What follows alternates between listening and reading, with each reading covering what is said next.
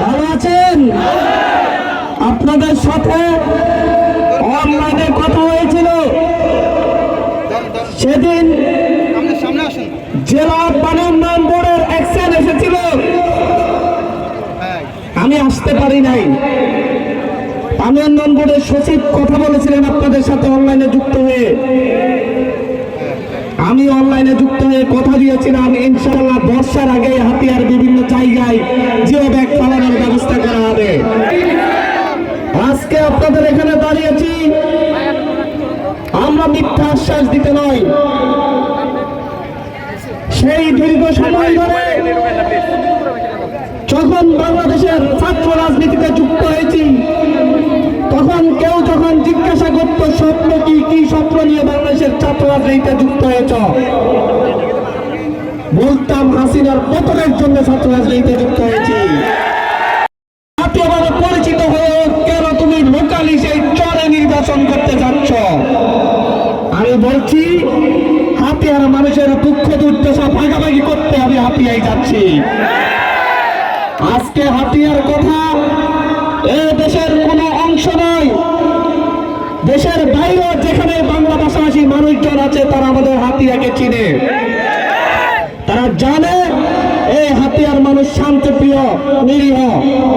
কিন্তু দীর্ঘ সময় ধরে হাতিয়াকে সন্ত্রাসের আগ্রহ হিসেবে পরিণত করে রেখেছিল, তা থেকে আমরা মুক্তি চাই। আপনারা দেখেছেন 5ই আগস্ট পরবর্তী সময়ে বাংলাদেশের ছাত্র জনতার গণঅভ্যুত্থানের মধ্য দিয়ে বাংলাদেশ সরকারের হাল ধরেছে ডক্টর মোহাম্মদ ইউনূস।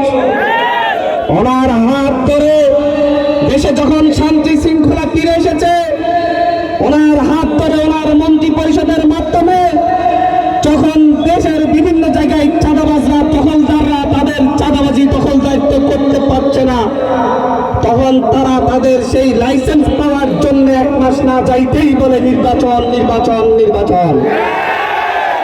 তাদের কথা হচ্ছে 16 বছর তারা খেয়েছে, এখন খাওয়ার সুযোগ দিতে হবে। আমরা বলি 2000 জন জীবন দিয়েছে শুধু নির্বাচনের জন্য নয়, নির্বাচনে মানুষের ভোটাধিকার হরণ করেছিল শেখ হাসিনা, সেটা যেমন সত্য। এদেশে 54 বছরের রাজনৈতিক কাঠামো, রাষ্ট্রীয় কাঠামোর মধ্যে এমন কোন শক্তিশালী শাসন ব্যবস্থা গড়ে ওঠে নাই যে শাসন ব্যবস্থার মাধ্যমে কোন ব্যক্তি স্বৈরাচার হয়ে উঠতে পারবে না। সম্পদ আছে, সুন্দরবন আছে, আমার দেশে কোটি মানুষ দেশের বাইরে থেকে কোটি কোটি টাকা, কোটি কোটি ডলার এই দেশে প্রেরণ করে দেশের মানুষের জীবন মান উন্নয়নের জন্য। আমাদের মৎস্যজীবীরা জীবন ঝুঁকিতে ফেলে এই উপমহাদেশের বিভিন্ন রাষ্ট্রের জন্য মৎস্য আহরণ করে, কিন্তু আমাদের এই দেশের মানুষের ভাগ্যের উন্নতি হয় নাই।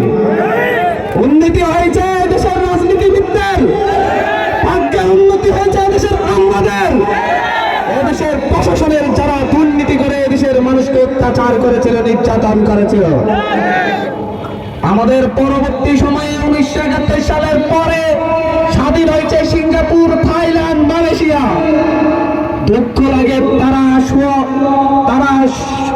একজন ভালো শাসক পাওয়ার মধ্য দিয়ে মালয়েশিয়া পেয়েছিল মাহাথির মোহাম্মদ, আমরা পেয়েছি শেখ মুজিব যে 74-এ দুর্ভিক্ষ নিয়ে এসেছিল।